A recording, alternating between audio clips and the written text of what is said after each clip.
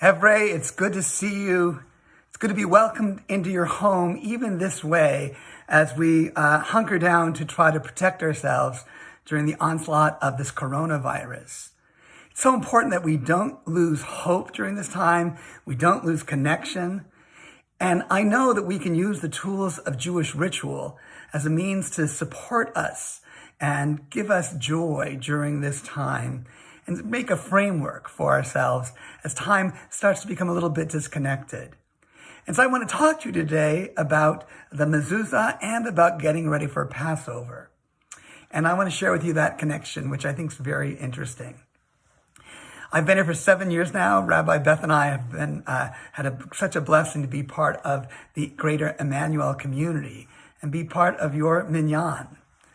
But one of the most interesting things that ever happened to me in my career happened to me my first year here at Congregation Emanu-El. In the first few months, I received a call from the San Francisco Giants. And I wondered, why would the Giants be calling a rabbi? And it turned out that they were getting ready for Jewish Heritage Night. Wonderful thing to attend if you get the chance in the springtime, when we're all able to get back together. At Jewish Heritage Night, it's a Giants practice to give out an object each year that's special for that year. And so the phone call told me that they were preparing that year to give out a mezuzah, and they wanted to speak to a rabbi to make sure that the mezuzah was done correctly, that people might be able to use it. And I was able to explain to them that the mezuzah can take any shape as long as it protects the parchment inside. It's the parchment that matters, the text or scroll that has the Shema and the Ve'ahavta on it. But the exterior should celebrate Jewish life in some way. It usually has a shin for Shaddai, for God's presence on the box. And when people walk by, they see that this is a house that's celebrating Jewish life, that identifies itself, that asks for God's protection upon all the inhabitants within and all the visitors as well. And so the product of that endeavor was this mezuzah, this Giants mezuzah, pretty cool in Giants colors. And I'm really glad that I was able to be a part of that. Now, the connection to Passover is this. And I do want to remind you that Passover is coming up so soon, April 8th. And our Passovers will be a little bit different this year as we keep our numbers down and work on the quarantine to maintain our good health. Doesn't mean you can't do the Seders, though. Seders should happen, and the framework of the Seder can be of great support to you. The very first Seder in Egypt took place in Egypt. And we're told in the book of Exodus that our ancestors, those first Israelites, whoever decided to join this journey, they put blood from lamb for the sacrifice on the doorpost of their house. And that's what the term mezuzah comes from. Mezuzah means doorpost. And the mark they put on the house said that we are inside a Jewish family and those who love us. And we are promoting our identity. We are making a statement to embrace freedom. We're making a statement against oppression. We're having our first Seder, and we ask the angel of death pass over us. And so the story tells us that that is what happened. So I hope that you have a mezuzah on the doorpost of your house. But today, in a sense, as we get ready for Passover, that enactment of our Jewish identity inside our homes at this time can also be a statement in favor of Jewish life, standing up against oppression, holding on to hope, and believing that we will go forward into the wilderness of the future in time together if we stand with each other, keep learning with each other, keep celebrating with each other, keep forgiving each other in small quarters, and just helping each other. So Passover is around the bend. It's April 8th, and it's time for you to get ready. Now, I know there's a paper shortage, a toilet paper shortage in the stores, but when I've gone and stood 6 feet apart from the people in front of me, I've noticed that the Passover aisles still have a lot of matzah. And it's time for you to go ahead and get matzah, get the accoutrements that will make your Seder plate, and be ready to celebrate and bring others in through the Zoom technology where you can invite your family members who can't be with you or friends. And think about, how will you celebrate Passover this year? What will you do differently? How will you enrich that time? One way to do so is to get ready to figure out which Haggadah you're going to use. And we, the Singer family, love collecting Haggadot.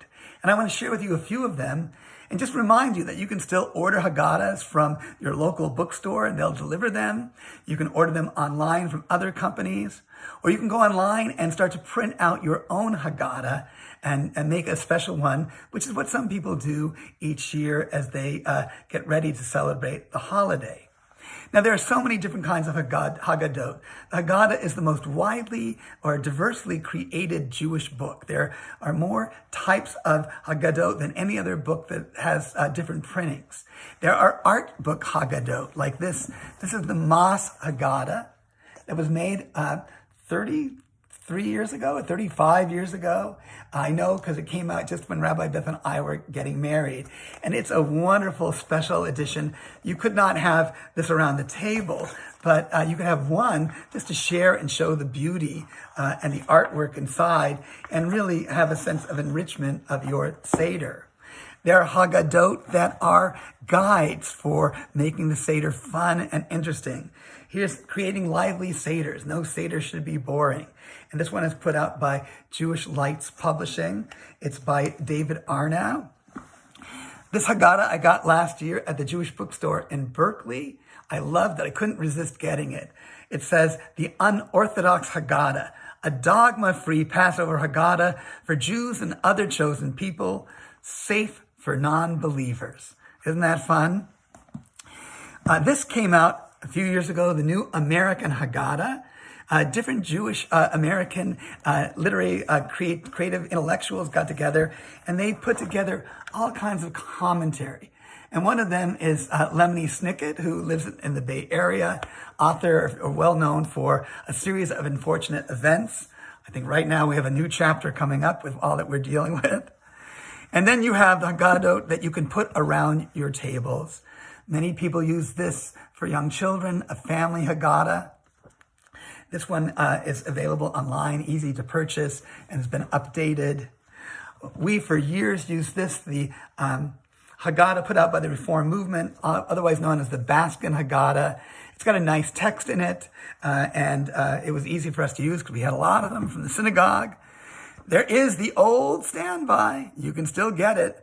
Probably the most famous Haggadah in American life, the Maxwell House Haggadah. I was hoping that Pete's or Starbucks would come out with one, but they haven't done so yet. The Maxwell House people are still making it happen. And then this is an example of a Haggadah that we printed up off the internet. It's put out by this wonderful creative mind. She's known as, calls herself the Velveteen Rabbi. And I love her poetry and her writing.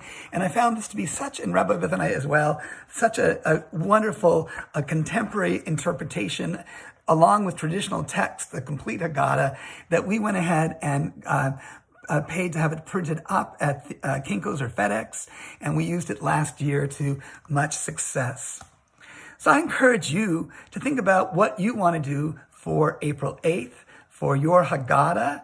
Go online, start the research. You can also just create your own. Make something that speaks to today. Because it's so important that we understand that liberation doesn't happen just once, 1,000 years ago in Egypt. But we're always in the process of trying to liberate ourselves from that which oppresses us. Certainly a message that we can think about today. And when we take our own liberation in our own hands, when we grasp hope and freedom, we renew ourselves and we renew those around us. The first night of Passover is April 8th. The second night, Emanu-El will have Zoom Seders made available. Stay tuned for the exact details. I know that we'll be having a Zoom adult Passover Seder that I've led over the last few years. It's adult-focused and discussion-focused.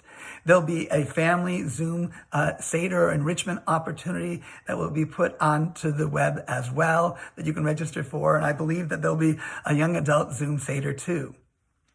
Remember, our ancestors sought comfort in their households with the mezuzah around them as they brought blessing to each other and had that first Seder and prepared themselves for going forward. May our engagement today, our celebration of our identity today, our commitment to hope today help us in this time as we get ready to go out from this Egypt towards hope, God willing, in just a few weeks. Rabbi Beth and I and all the clergy of Emanu-El pray that you and your family are healthy and well. If you feel isolated, please contact us, email us at the synagogue, and we'll be in touch. We're making phone calls as well. And if you need help with anything, the temple wants to stand together with you, our community, and with the larger community. Get ready for Pesach, April 8th. Nice to see you.